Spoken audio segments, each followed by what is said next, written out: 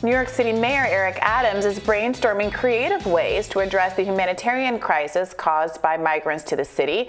Yesterday, Adams said he was considering housing immigrants on cruise ships to solve the city's shelter overflow problem. According to the New York Times, more than 11,000 people have arrived in New York City from the border since May, many sent on buses by Texas Governor Greg Abbott. Let's hear what Adams had to say on his potential plan. And I want to pursue this thing about the cruise ships. Is that really a possibility that you might be able to do that? We're looking at that. That was something that the previous administrations, Bloomberg administration, of my understanding, they looked at that during a surge. And so we're looking at that as a temporary measure, not as a permanent. Many migrant advocates are calling Adams' cruise idea insulting. However, the mayor deflected blame back at Governor Abbott, calling the crisis man-made. We're not going to leave any stone unturned. 11,600 asylum seekers and migrants are here in the city. 8,500 are in our system. We opened up 23 emergency shelters. We're not going to leave any stone unturned. And once we finalize our plans, we're going to announce it. There's not going to be any surprises. Once we finalize how we're going to continue to live up to our legal and moral obligation, we're going to announce it. So until then, we're just letting people know what we're thinking of and how we're going to find creative ways to solve this man-made humanitarian crisis. But look, like we were talking about in the other segment, I mean, New York, much more so, New York City, much more so than Martha's Vineyard, is a perfectly legitimate destination for migrants. It is a place where they could connect with family members or people they might know, or it might just be a good hub city for whatever the next step of their journey is. So I don't this is not as much of a political stunt at all. It is not crazy to put migrants on buses to take them from Texas to New York City. So they need to be prepared to handle that.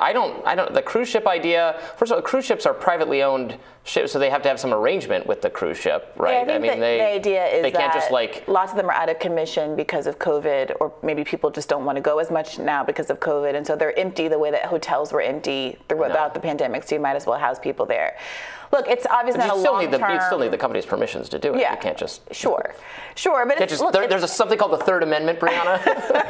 I think that part of the issue is that it's not a long-term solution. I do think a lot of the hoteliers were compensated for housing folks during the pandemic, and there were arrangements made there. But again, this all sidesteps the broader. It breaks my brain as a member of an American community. Do you think that asylum seekers should have a decent quality of life while their asylum claims are processed, a process that takes a long time because of our own failure to properly fund our administrative legal system at the border? If the answer is yes, then I don't understand why there's so much conversation about busing people and where they should be. I don't want, and Democrats aren't angling for immigrants to be on the border. Immigrants are on the border because that's just the geography of the situation. They didn't induce immigrants to be in Texas or Louisiana or wherever else they are. That is just the border. So this idea that somehow Democrats are trying to shirk their responsibility, I think Democrats are always angling for more funding for all of these kinds of programs and services. So if that's the issue, the Republicans go ahead and fund immigration programs, fund housing, and it can be wherever you want it to be. It can be in Texas, it can be in Nebraska, it can be in New York, it can be in Idaho. I will say it's going to be more expensive to house people in New York because of the cost of living.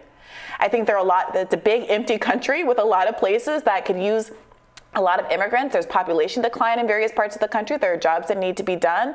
And the focus on the geography here. What Republicans want to do is send them back. It's not what I want to do, but that's what they want to do. Well, that's the subtext to all of this, right? And that's what feels so dishonest about it. And many people, this is not a fringe Republican issue either. This is, immigration, you have to admit, is a very good issue for Republicans because a lot of people in the country, including former immigrants, think we should not be taking in so many immigrants, want stricter border control policies, and want to send back people who came here illegally. Well, that's the real tricky thing about asylum.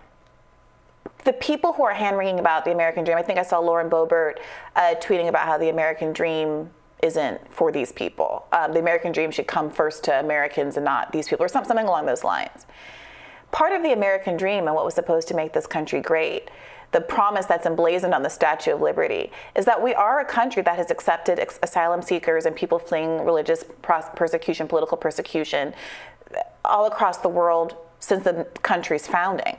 And the idea that this particular group of immigrants, which is from Venezuela, a country that Republicans make a lot of hay about being so terrible and being so repressive because of socialism. No, I agree. I talked about that on my radar yesterday. I said that exact thing, yeah. To then turn around and say, oh, send these people back, or America is great because we aren't going to offer these people hospitality, is a real kink in your message. Well, I agree with you, but that is not, the sentiment in the country itself is not quite there. So I would like to be. Right? I would like there to be I would like it to be much easier to come here legally, and have a faster system, and then get people actually working and paying taxes and contributing, and that would seem just vastly better than what we're doing now, where people streaming across the border in conditions that are not safe for them. Well, look, I think we should put that into context as well. I have no interest in minimizing the reality of immigration levels, but the truth is that the discourse around people streaming over the borders and numbers being higher than average are simply, they don't bear out. And we're not seeing a crisis. I really resist framing things in a way that makes it seem as though things are getting exponentially worse over time, when in fact they are not.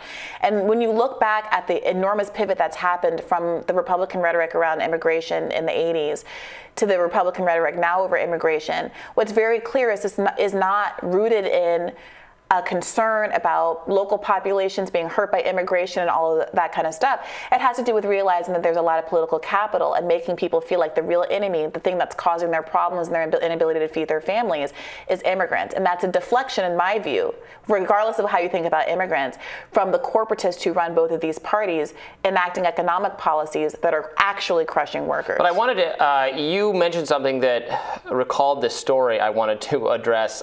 So New York City had earmarked $200 million in order to turn hotels into affordable housing to deal with the homelessness crisis. The plan has totally failed. They have not developed a single affordable unit because, and California did do this, and they developed 12,500 homes. But according to the rules of a program established by the state, hotel owners who employ unionized staff must get this trade association's permission to sell the hotels at all, which will never happen. So they were like limited to like a small number of non-unionized hotels.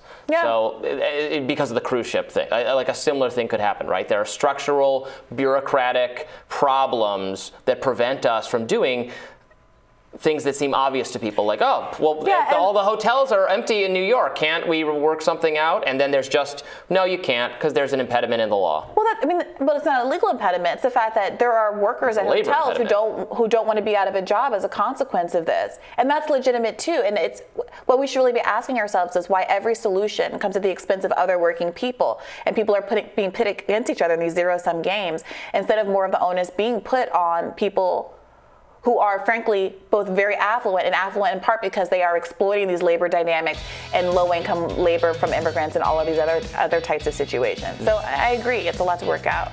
All right, we'll have more Rising right after this.